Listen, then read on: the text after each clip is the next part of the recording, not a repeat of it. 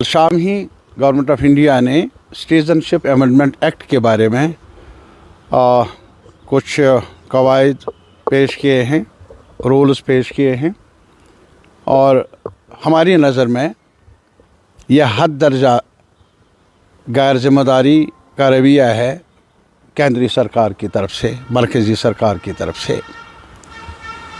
हमने उस वक्त भी पार्लियामेंट में जब ये कानून बना सिटीज़नशिप अमेंडमेंट एक्ट, हमने उस वक्त भी CPM ने मुखालफत की और कहा ये आईन के ख़िलाफ़ है, ये हमारे जमहूरी निज़ाम के ख़िलाफ़ है और ये लोगों के अंदर जो एकता रही है उसको तोड़ने के बराबर है।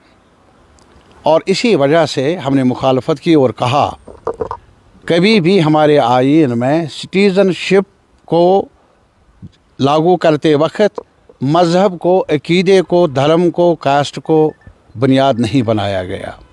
यहाँ कहीं कॉन्स्टिट्यूशन में ये नहीं है दर्ज ये हिंदू सिटीज़न है, ये मुसलमान सिटीज़न है। और आज ये हो रहा है। क्या कहा गया कि जो सताए हुए हैं, कहाँ के? पाकिस्तान के, बांग्लादेश के, अफ़गानिस्तान के।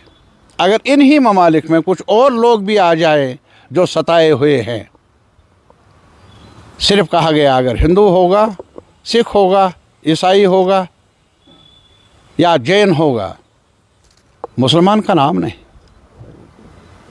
अगर मुसलमान कोई सताया हुआ होगा जो पहले आया हो या अब आएगा, उसके बारे में क्या है? कुछ नहीं। और दूसरा, कोई ये भी श्रीलंका से आए, वहाँ झगड़ा चल रहा था, तामिलों का सवाल था, अगर वहाँ से कोई आ जाए उनके बारे में क्या? अगर और जो हमारा ये जो बाकी बर्मा है वहाँ से लोग आ जाए उनके बारे में क्या? उनके बारे में ज़िक्र नहीं। हद दर्जा अफसोस इस बात का है कि हमारे कॉन्स्टिट्यूशन की बुनियाद डालने वालों में बड़े शोरबा रहे, जिन्होंने कभी ये नहीं सोचा था तब कि हमने इस देश को तोड़ना है। वो खफा थे क्योंकि देश टूटा 47 में। आज हमारी दरख्वास्त है ये सरकार से, उन ज़ख्मों को अब नए सिरे से मत खोलो, मत तोड़ो देश को। और वोट मिलें आपको अगर करनी होगी, वोट मिलें आपको अगर करनी होगी, ना करनी में हिंदुस्तान के अवाम का हक़ है कि वो ना वोट डाले उनको जिन्होंने झूठ बोला और अमलन कुछ किया नहीं उनकी ज़िंदगी को बेहतर बनाने के लिए। हमारी गुजारिश है आज देशवासियों से, मैं यही कहूँगा, ये गांधी का देश है और गांधी का देश ही रहना चाहिए, गोडसे का नहीं।